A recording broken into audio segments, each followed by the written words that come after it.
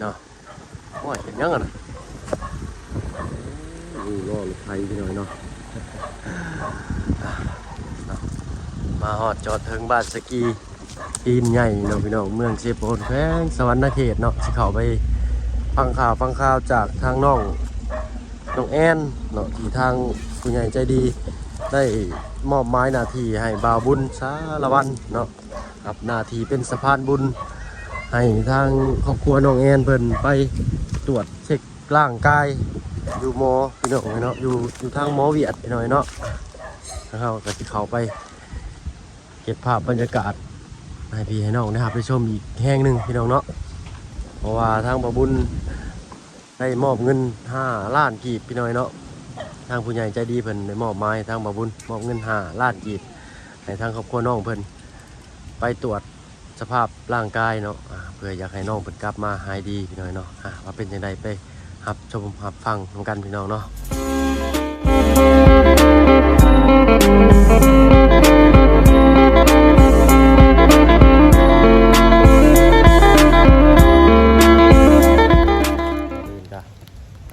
ทักทายสบายดีพ่อแม่พี่น้องเบิดสุขคนเนาะ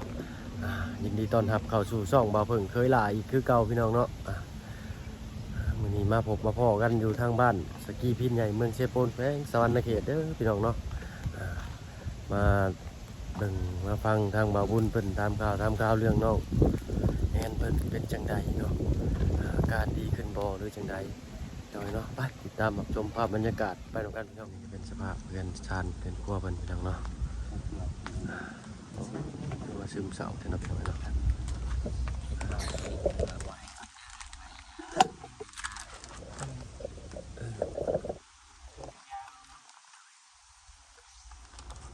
ตัวน้ำมากไปเป็นฝุ่น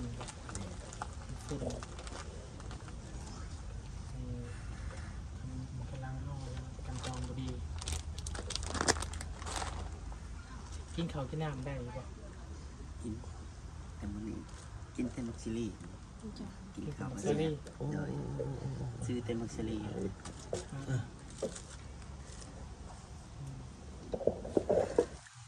เป็นเมื่อยมันอยู่คนเนาะโดยสบายดีทางบ่าวบุญเนาะโดย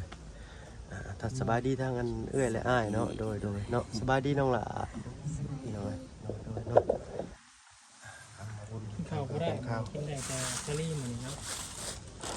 กินบะแช่บวมเป็นขึ้นเด้บะแช่ เวลามันบวมผลมากไข่มีเนาะ แผ่นบวมมันบ่ขึ้นนั้นบ่คล้าย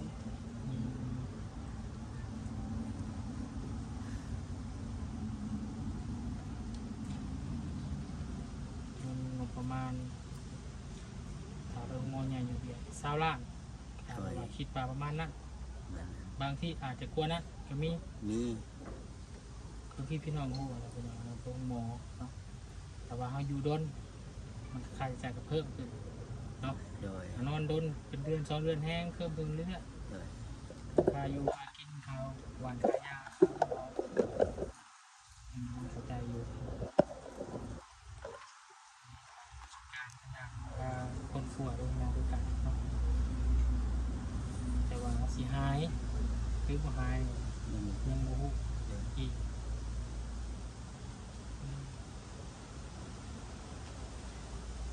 แต่ว่ายาที่สั่งมากินนี่เราเวลาเรากินแล้วก็รู้สึกว่ามันก็พอทุเลาเนาะ โดย พอแก่ โอเคใคร แก้ไขไปก่อนเพราะว่าเราบวมขึ้นครับไปเราเวลาเราบวมเนี่ยเราวิ่นบริหลายจะวิ่นหัวปะ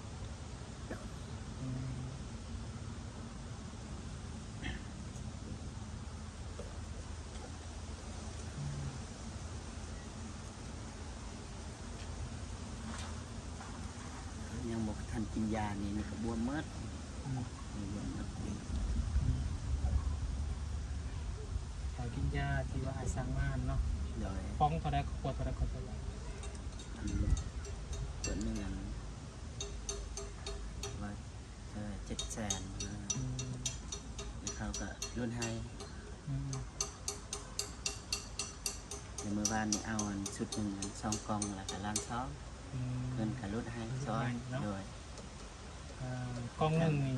สามารถกินได้ จะตุ เดือนหนึง เดือนหนึ่งเนาะกินมื้อละเม็ดป่ะ มือละเม็ดยางละเม็ด อย่างละเม็ด สอ เนาะ งกล่อง 2 กล่องกินคู่กัน โดย ได้เดือนหนึ่ง กินเป็นประจำได้เดือนหนึง แต่ว่าทั้งทราบพอสังเกตเบิ่งลูกกินกับไข่ในลงมาเนาะ โดยมันลงกับมันถึงมันสมมติว่ามันกินพิษมันก็ขึ้นพื้น อืม แต่มันลงแค่พอแก้ไขนะ ต้องคลำกินน้ำอีกเนาะอืม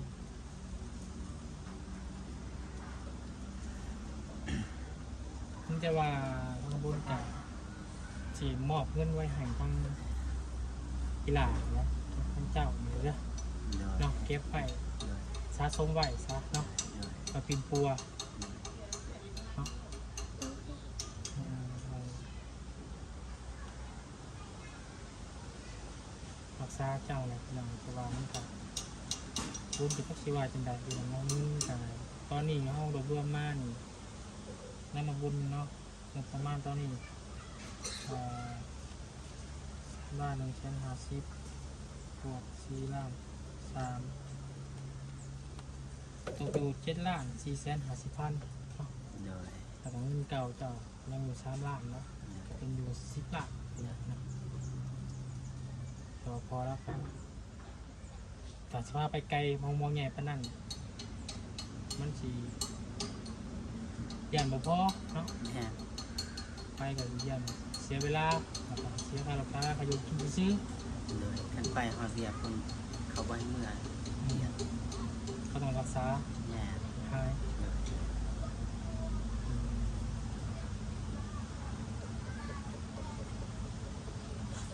สมมติว่าลองพาน้องคนไปหรอกครับถ้ากับโอ้ร่มตุกกันเขาบ่มีเงินตอนนี้เขามีเงินอยู่ประมาณนี้เนาะอยากให้ท่านน้องนี่เอามือแล้วก็เช็คให้เขาได้บอกกันว่ารักษาโรคตัวนี้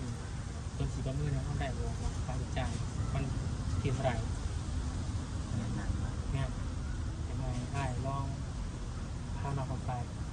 เนาะไปนี่ประมาณใช้เวลามื้อหนึ่งเนาะไปกลับเพราะว่าเขาอยากมากวดบนห้องหมอใหญ่กว่าเนาะนี่คือว่าถ้าไปตรวจปุ๊บอย่างนี้นะเป็นโรคกำลังโรคนี้เนาะอาจารย์ต้องดูก่อนศึกษาแล้วจากหมอก่อนเนาะอาจารย์หมอว่าที่สามารถรักษาได้บ่ถ้าว่าพบได้แต่ต้องใช้เงินประมาณเท่าไหร่ โดย นะครับ แล้วก็ถ้าว่า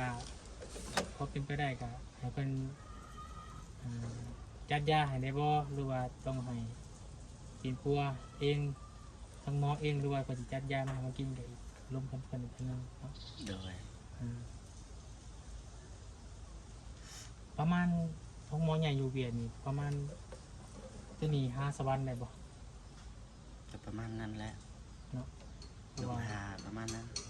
ประมาณ180-90 โล แต่ทางมันดี ทางมัน รถ ดี เขาใส่เอารถแท็กซี่มันก็ไว้ยุ่งไป คือเขาไปเขาต้องใส่พาสปอร์ตยังบ่ บ่ มีแต่เฮ็ดบัตรขาว บ่ได้เฮ็ดหยัง มีแต่ว่าไปขามแสดงไปแล้วต้องหมอบอกก่อนนี่ปัญหามันยังอยู่ว่าทางเจ้าหน้าที่มัน บ่ไปถามเลย มีแต่ขามไปแล้วนั่งแท็กซี่ไปเลย โดย บอกว่าไปดงฮาเนาะองหมอดงฮา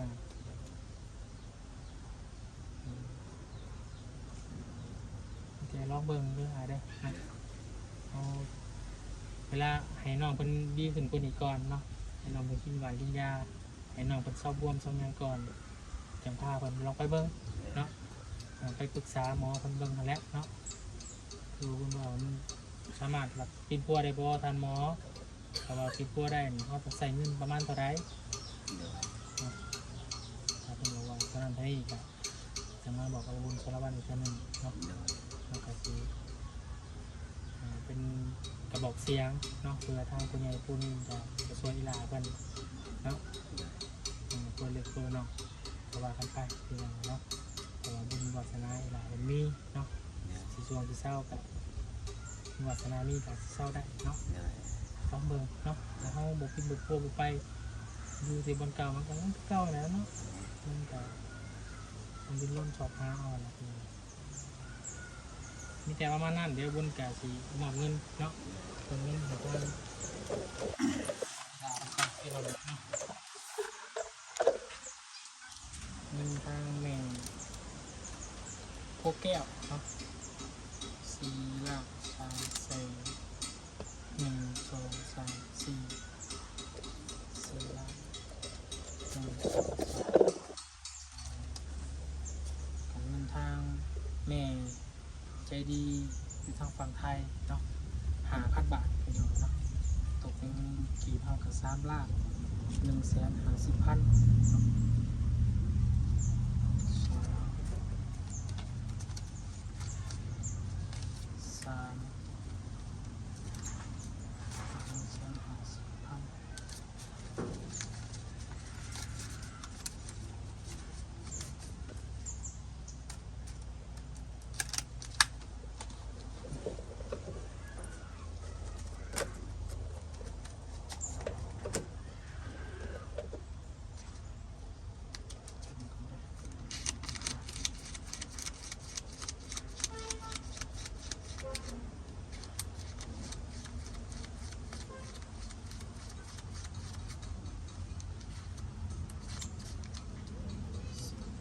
4 ล้าน3 แสนเนาะนี่เป็นเงินทางแม่โคแก้วเนาะอยู่ทางแคลิฟอร์เนียสหรัฐอเมริกาเนาะพร้อมด้วยครอบครัวเพิ่นก็เลยได้อยากจะสวยๆทางอีหลาแอนเนาะไปปินปัวเนาะให้พ่อเจ้าพาเราไปเบิ่งเด้อมันสิออกคนมาแบบใดกับเพิ่นบอกเข้ามาเนาะมันสิปินปัวได้บ่ได้การทางหมอใหญ่เพิ่นบอกมาเด้ออันนี้เป็นเงินทางแม่โคแก้วเนาะแล้วก็ส่วนนี้เนาะเป็นเงินทางแม่ใจบุญเนาะเพิ่นบ่ได้ออกสื่อเสียงอย่างงามเนาะเพิ่นแค่เป็นแม่ใจบุญที่อยากช่วยลูกเจ้าเด้อเด้อเป็นเงิน3 ล้าน150,000เนาะให้ที่เอาไปเด้อขอบใจเด้อป้าเด้อถ้าผู้ใหญ่ใจดี น้อยใจมีเพิ่นนะผู้ใหญ่แล้วก็มีน้ำใจซอยครอบครัวของเราเนาะแล้วก็ให้อายุมันยืนให้เพิ่นได้หาเงินให้ซอยอีกให้ซอยได้เนาะแล้วก็ขอบคุณทางบ่าวบุญเป็นห่วงเป็นใหญ่เนาะครอบครัวของเฮาแล้วก็สละเสียเวลามาซอยแล้วขอบใจทางเพิ่น FC ว่าบ่าวยังลืมนะ เพิ่มเนาะ บ่าวเพิ่นเนาะสละเสียเวลา เป็นไง เดี๋ยวให้เดินทางปลอดภัยให้ อาซาเดี๋ยววนกระสีน้ำตื่นเนาะกาให้ทางครอบครัวทุกเจ้าเนาะเพิ่นกาเพิ่นเขายังบ่ได้เห็นหน้าเห็นตากันเนาะแต่แค่เพิ่นเห็นในคลิปอยากสวยสวยด้วยใจจริงเนาะด้วยคิดเป็นใจที่มันมีด้วยใจบุญใจกุศลอยากสวยทั้งหลักกันเนาะแต่ยังไงทางครอบครัวเจ้าเนาะมุกฝังใจพากันยกมือขึ้นเนาะยกมือขึ้นครอบครัวแล้วก็ขอบใจทางคนนั่งเบิ่งอยู่เด้อขอบใจคุณอย่างจากใจจริงอยู่เด้อ ใจหลายๆเด้อ ทางแม่โคแก้ว ทางแม่ผู้แก้วเด้อขอให้อยู่ดีมีแห้งขอให้ร่ำให้รวยต่อแล้วก็ขอให้ซอยต่ออีกครอบครัวของเฮาเด้อ แม่ใจบุญฟังไทย แล้วก็แม่ใจบุญพังไทยเด้อขอบใจหลายๆขอให้อยู่ดีมีแห้งขอให้ร่ำให้รวยต่อโดย ถูกเนาะมาสุขภาพร่างกายแข็งแรงเนาะเพิ่นกาซอยหัวใจดีได้เนาะทำให้เราจะพูดกับจนมีคำบรรยายเนาะด้วยน้ำใจของเพิ่น ขอบใจหลายๆขอเป็น มีแต่เก็บเงินส่วนนี้ไว้เด้อเก็บไว้ดีๆเอาไว้ปีนปัวเป็นหลายเด้อเก็บให้เจ้าเศร้าแหละเนาะ มีแต่ว่าวุ่นว่องอะไรมีแต่ว่าเอาเงินส่วนนี้ไปใส่ใจพาเดินทางไปหมอ โดย เนาะมันคือสีคารถคาร่างเนี่ยคือประมาณเท่าไหร่คิดว่าคาแท็กซี่ไปมา แท็กซี่เนาะ เมื่อ ก็ประมาณ2 ล้าน 2 ล้านเนาะ โดย เฉพาะคารถอย่างเดียวเลยพอมันก็ใกล้ลิ้วเอานั่งแท็กซี่ไปเนาะไทยลาวว่าสินั่งรถสายทางกัน มันก็ช้า มันช้าแล้วก็เฮ็ดให้ลำบาก โดย เพราะว่าน้องเป็นคนป่วยนะพี่น้องเนาะสิขึ้นรถลงรถสินั่งมันก็สิเมื่อยอีกเนาะ แม่ มีแต่ว่าเอาเงินส่วนนี้ใส่ใจค่าเดินทาง โดย แล้วกันเนาะพร้อมตอนใดเนาะเวลาเพิ่นเช่าทางเพิ่นแบบพอทุนเล่าละหายดีลงนะเช่าบ่วนจำยังกันปรึกษาเรื่องกันที่เขาคิดว่าไปเบิ่งเนาะตอนนี้เนี่ยได้กันบอกกับวนใช้วันตื่น โดย ให้ใจกับพ่อแม่พี่น้องคอมเมนต์เข้ามาก็อยากให้แนะนำพาไปฝั่งไทยพี่น้องเนาะทางคนก็ยังผมรู้ว่าสิไปได้หรือว่าจังใดเนาะมีแต่ว่าให้ทางพอคนไปทางเวียดก่อนเนาะว่าส่วนหลายคนไทยนี่มันจะไปเวียดเนาะ ไปเวียดแต่ยังบ่เคยเป็นนี่คือ อืมแต่ส่วนหลายคนเป็นโรคอื่นไปนะครับมีข่าวว่าเศร้าหายเนาะ แม่ ว่าทั้งหมอเวียมันถูกเก่งได้พี่น้องเนาะชาคนมาปินตัวชาวบ้านเฮามันเปิดคลินิกนี่เนาะเป็นการปิดตัวได้ดีไปเนาะมีแต่ประมาณนั้นเด้อ เหนื่อยเลย มื้อหน้ามื้อในวุ้นมาเยี่ยมใหม่เนาะมื้อนี้วุ้นซื้อบูน้องว่าจะกินได้หรือบ่เนาะไตหมูแต่ว่าน้องว่ากินบ่ได้ก็ให้ครอบครัวของเจ้าขอกับแม่นั่นแหละเด้อปิ้งหรือว่าจะได้กินโชว์เดี๋ยวครอบครัวกินเด้อเอาวุ้นซื้อมาให้ ขนมให้น้องคนลูกคนหลังเงิน ใจทาง FC เพิ่น เขาหายไปเลยเด้อใหญ่สูงมากเรียงพอเรียงแม่เด้อแข็งแรงเนาะเศร้าชาติปวดเด้อไปสักพี่น้องเลยเนาะเดี๋ยวเราก็จะเดินทางไปทางอื่นก่อนเนาะ โดย ไปสบายดีเด้อดีเด้อ โอ้ยสบายดีเนาะโดย เรือนรับชาติ เด้ เด้อ อเด้อเด้อเด้อ เอ้าโทรศัพท์ดิ เด้อเด้อ ทำไมขึ้นเลยล่ะ ไม่เนี่ย อึ๊บไปกันเด้อเด้อเนาะโดยสบายดีเจ้าเนาะพี่น้องหลังจากที่มาบุญเพิ่นมาแล้วก็จะมอบเงินอีกส่วนหนึ่งเนาะให้ทางน้องเพิ่นไปหาเบิ่งตรวจเช็คอาการนี่คักแน่ก่อนพี่น้องเนาะเช็คอาการออกมาว่าจังไดก็สิได้ฮู้กันอีกเทื่อหนึงพี่น้องเนาะว่ารักษาได้บ่หรือแนวใดเนาะค่าใช้จ่ายการเดินทางก็คือสิพอของน้องเว้าแหละพี่น้องเนาะไปเมืองเวียดนี่ต้องนั่งแท็กซี่ไปฮอดทางบ้านเพิ่นแต่สบายอย่างหนึ่งเนาะทางลาวไปเวียดนี่ก็บ่ได้เฮ็ดพาสปอร์ตพี่น้องเนาะมีแต่ข้ามปุ๊บเลยก็ไปเลยไปจุดใดเขาก็ไปเลยพี่น้องเนาะแล้วก็ไปได้ก็บ่โดนนานปานใดพี่น้องเนาะทางว่าเพิ่นก็บ่ฮู้รายละเอียดปานใดเนาะคนทางนี้เพิ่นสิไปทางเวียดบ่อยพี่น้องเนาะแต่ทางเฮาผัดสิข้ามไปไทยทางบ้านบ่เพิ่นเองพี่น้องเลยสำหรับคลิปนี้ก็บ่มีหยังหลายพี่น้องเนาะมาอัปเดตสถานการณ์ทางน้องแอนเพิ่นเนาะว่าอาการเป็นจังไดเนาะดีขึ้นบ่แต่ว่ามื้อนี้น้องเพิ่นบวมขึ้นพี่น้องเนาะแล้วเนาะขอขอบใจทางผู้ใหญ่ใจบุญเนาะทางที่ให้ทางบ่บุญเป็นสะพานบุญให้อีกแห่งหนึงพี่น้องเนาะขอขอบใจจากใจจริงพี่น้องเนาะทางบ่บุญตื่นตันใจนำแม่ลายพี่น้องเนาะทางผู้ให้และผู้รับพี่น้องเนาะทางพ่อเนี่ยครอบครัวเพิ่นก็ตื่นตันพี่น้องเนาะจนบ่มีคำเว้าแล้วจะน้ำตาคอเบ้าอยู่ซื่อๆเพิ่นก็ได้เนาะเว้าหลายเพิ่นก็สิให้เนาะขอบใจหลายๆพี่น้องเนาะสำหรับคลิปนี้ลาแล้วพี่น้องเนาะพอกันคลิปหน้าสำหรับคลิปนี้ขอตัวเดินทางก่อนพี่น้องเนาะว่าสิพบพ่อกันที่ใช้อยู่นั่นทางทีมงานเราก็สิได้เก็บภาพบรรยากาศมาให้พี่น้องนะครับไปชมกันอีกพี่น้องเนาะคลิปนี้ลาเลยพี่น้องเอาเป็นว่าสบายดีพี่น้องเนาะไปเนาะ